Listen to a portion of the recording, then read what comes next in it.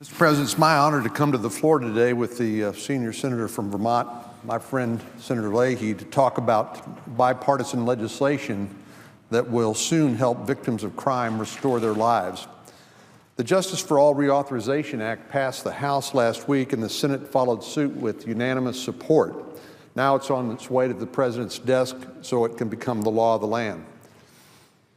Back a few years ago, when I served as the Attorney General of Texas, I felt like one of my most important jobs was to protect crime victims. And I know that all members of the Senate feel the same way. The Justice for All Reauthorization Act is first and foremost a bill that will help victims and includes a number of provisions to help them get the justice they deserve. It'll improve victims' rights by increasing access to restitution, reauthorize programs that support them in court, and increase resources for forensic labs to reduce the rape kit backlog. Now, I've spoken about the rape kit backlog before, and it's a big problem. At one point, it was estimated there were as many as 400,000 untested rape kits in America. And this was due primarily to a lack of resources and a lack of focus in making this a priority. This is evidence that is proven to be enormously powerful to help convict the guilty and to help exonerate the innocent. This legislation will also give law enforcement more resources to keep violent offenders off the street and to fairly prosecute crimes. I know sometimes people must think that Senator Leahy and I are the odd couple of the Senate. We've worked together not only on this legislation, but also of reforms of the Freedom of Information Act. We share a passion for that topic as well.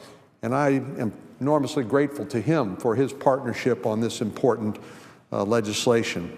I want to also thank Chairman Grassley for his leadership in helping shepherd this bipartisan bill through the Judiciary Committee. So I'm looking forward to the Justice for All Reauthorization Act becoming law soon so we can help more victims restore their lives. I'd yield to the senior senator from Vermont. Thank you, Mr. President. The senator from Vermont. President, I thank the distinguished senior senator from Texas, Senator Cornyn. I've had the privilege of being prosecutors. He is Attorney General, I is State's Attorney, and I think you get a special view of what is needed. I have enjoyed working with him because we don't have to paint a great picture for each other. We both understand mistakes that could be made and why we don't want them. For 6 years, I've championed the reauthorization of the Justice for All Act. I want to ensure our criminal justice system lives up to our national pledge of liberty and justice for all. And having served as a prosecutor, like most former prosecutors, I'm committed to ensuring our criminal justice system has integrity and the confidence of the public it serves. I should say, not just former prosecutors, but current prosecutors feel that way. From my time on the front lines of the state's attorney in Vermont, in Chittenden County, to the past 15 years, I've served as either chairman or ranking member of the Senate Judiciary Committee. It's become clear to me that our system is deeply flawed. There's not always justice for all. I've met many innocent people wrongly convicted of crimes they didn't commit. I've shared the story of Kirk Bloodsworth. He's falsely convicted. He was sentenced to death for the rape and murder of a 9-year-old girl, a horrible crime, but he maintained his innocence. In 1993, he became the first death row inmate to be exonerated by DNA. And they were finally able to charge the man who did commit the horrible crime. The irony in there is someone who said, boy, don't they look alike? And that's what it happened. We know our system gets it wrong. We have a responsibility to improve our criminal justice system.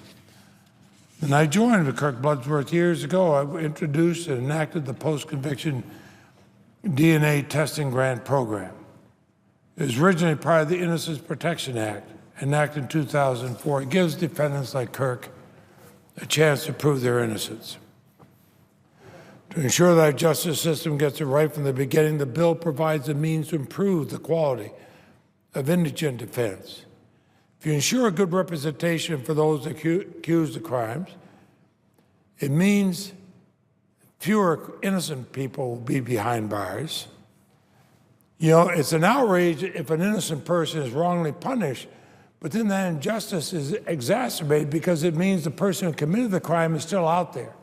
And oftentimes, as my friend from Texas knows, they'll commit the crime again. The American people deserve a system that gets it right the first time. Many senators in this chamber know the story of my friend Debbie Smith, also a friend of the senior senator from Texas. She's become a champion for victims of sexual assault. She waited 6 years after being attacked before a rape kit was tested and the culprit was caught. Think of it, during that 6 years, she had to live in terror. The person who did this heinous crime might come back and do it again. No one should have to live in fear while their attacker remains free to victimize someone else or them again. This legislation provides important resources to improve the quality and efficiency of forensic testing. But it also expands it to underserved populations like those in rural areas, which is much of my state, and actually every one of us have rural areas in our states. Now, it's been my great honor to serve as the most senior Democrat on the Senate Judiciary Committee since 1997, almost 20 years. And during this time, I've worked with senators from both sides of the aisle to craft solutions to some of the most significant issues of our time. That's why I've been proud to have partnered with Senator Cornyn on this important legislation. And I hope we'll continue to work together in the next Congress. We have to continue to protect all victims. We have to create fairness in our criminal justice system. We have to make sure we get it right the first time. So I call on those who have worked with me on this important legislation, continue to support efforts. We can correct costly mistakes in our criminal justice system. We'll be a better country for it. We'll have a lot more respect in our criminal justice system. And we'll do what the best of our prosecutors and our police want to do to get it right. I yield the floor, and I ask consent my full statement be made part of the record. Without objection. Mr. President. Majority whip. Mr. President, let me express again my gratitude to the senior senator from Vermont, Senator Leahy, and for his critical role in making sure this legislation becomes law, and tell him I look forward to continuing to work with him on similar topics in the future.